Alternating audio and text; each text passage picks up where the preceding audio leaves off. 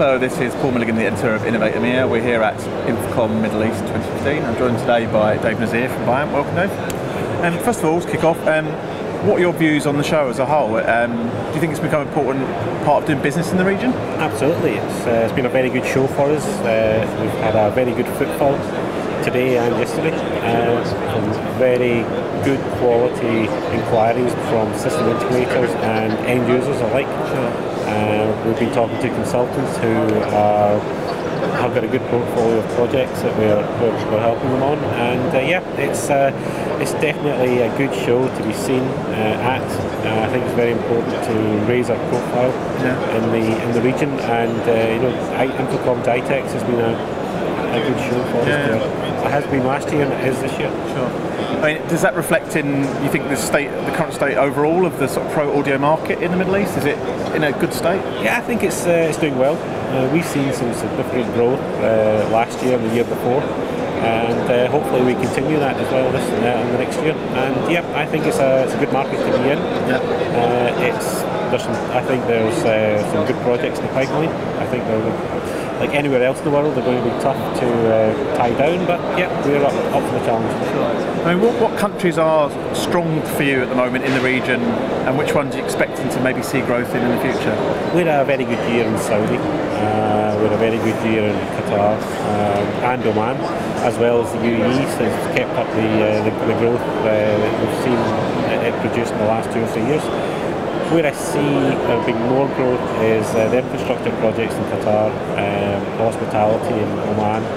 There's some hospitality due here in the next 4 to 5 years in the UAE with the Expo coming up, and Saudi has always got infrastructure projects. Hospitals, transport. So it's a healthy mix. It's not just based in one country. Then there's a good mix of countries connected. Okay. I think it's not one company or one vertical that seems to be strong. It seems to be very much spread out. Okay. Presumably that's good for business though, to have that spread rather than focused kind of narrowly. I mean, you touched upon it there. How big an impact do you think the World Cup and the World Expo will have on the region's Pro AV markets? Well, the infrastructure that's required to put on these events, not just the stadiums and the venues, but the hospitality, the transport infrastructure. I think it's going to be a boon to all of the integrators in the region. In fact, all sections of the AV industry, from the consultants down. It's required. I don't think you can host these type of events without having the appropriate infrastructure. So yeah, I think it's going to have a positive effect. I think we're going to start seeing a lot of the projects and the awards happening next year. And yeah, I think it's going to be a busy few years. And with regards to, obviously, the World Expo is 5 years away, World Cup's 7 years away, do you think there'll be a steady trickle of business, or do you think it will be kind of focused in maybe the last 18 months or 2 years, or year even?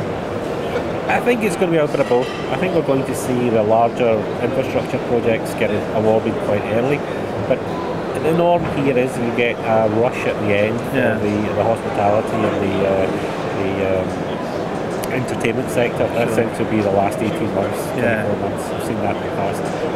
And finally, what specific technologies is it that integrators and consultants in the region are coming to you asking for? Are you seeing any sort of trends happening? If I would say there's one thing that seems to be really consistent in kind of growth on information requests, is definitely conferencing technology, but based around soft codecs, link integration, Skype integration, where they want to streamline their systems, make it a better experience, an easier experience.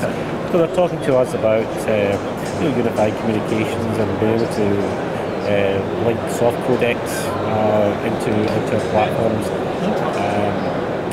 And this is for meeting room technology? Yeah, meeting room technology, and we're also seeing a huge growth and a lot of inquiries about our paging technology.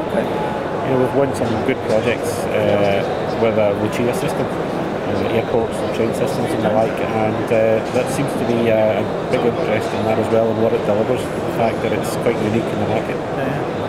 Dave, thank you very much for your time. Pleasure, thank you very much.